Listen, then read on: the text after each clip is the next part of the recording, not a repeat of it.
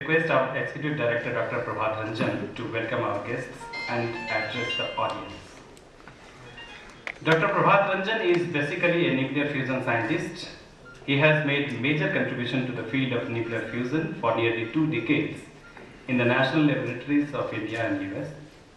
Many of his ex-colleagues consider him as Tokamak Doctor of India. For those not familiar with the word, tokamak is the name given to most promising form of nuclear fusion reactor device, where an attempt to create artificial sun on Earth is made to solve the energy crisis facing the world. He was educated in IIT Kharagpur and Delhi University, while he obtained doctorate from University of California, Berkeley in 1986.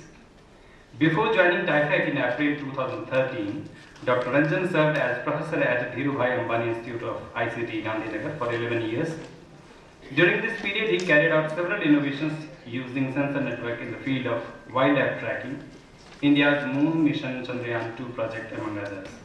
His notable contribution in trying to help persons with severe disabilities through innovative technology such as brain-computer interface has not only won him awards but also brought smiles on many faces. Please put your hands together for Dr. Prabhat Ranjan. Thank you. Normally I'm not used to giving such speeches, and more so because Dr. Weiss has been sitting here, who set up TIFAC, and in fact all the scientists here seem to have grown with him when they were child, or very young people. They have grown with him, and of course he knows much about TIFAC. So to talk about TIFAC, of course I'm nervous about it. But if I talk about TIFAC to anybody, in fact when I was about to join, they would not recognize TIFAC unless I took Dr. Y. Rajan's name, Dr. Kalam's name, and India Vision 2020. That's how TIFAC is recognized. It's not Dr. Y. Rajan being recognized because of TIFAC, it's the reverse way. TIFAC is recognized because of the contributions they made. So welcome to family again. The other organization that we have known whenever we talk of international relationship, we always talk of IASA.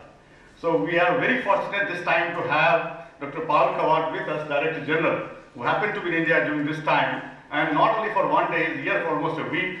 So welcome again, and we have had very interesting meeting and hope that relationship will strengthen further. We have 2 more dignitaries on dais, Professor Varun Sahni and Dr. Jarkar. Both of them are again family members because we have been working together on India Vision 2035 exercise that TIFAC is involved in. So ladies and gentlemen, thank you very much for joining this evening. Let me start by talking a little bit about what we are doing in TIFAC. Although as I said that I am the newcomer to this game, and most of the people here have known about TIFAC much more than I have. But it's my duty to tell you about what's happening here and what we plan to do.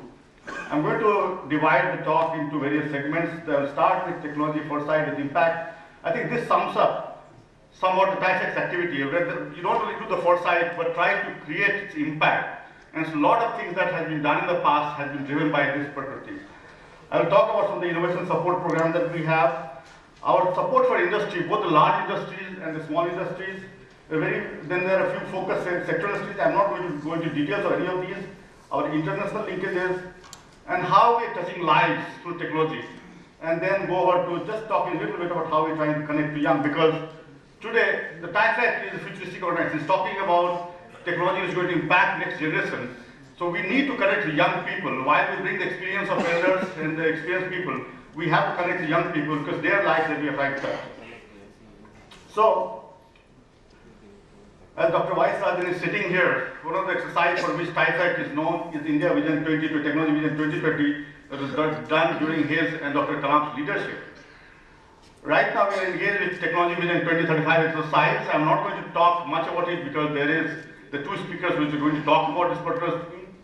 But what I wanted to say was the last few months, the TIFAC scientists, through various exercises like vertical scanning, driver identification, scenario building exercise, cross impact analysis patterns, they have started to contribute very good quality input to this whole exercise, which has brought new life to this exercise Technology Vision 2035. So I think the expert committees are very enthused by this. And because we are able to bring in a lot of elements, and this is TIFAC scientist contribution. I want to emphasize on this. As a part of this activity, what we are trying to do is to also go over to state governments in industry. Right now, we are already discussing advances of this with the Odisha government. We are going to develop a technology vision or technology roadmap 2035 for Odisha government. And we are going to approach other state governments as well. We have been working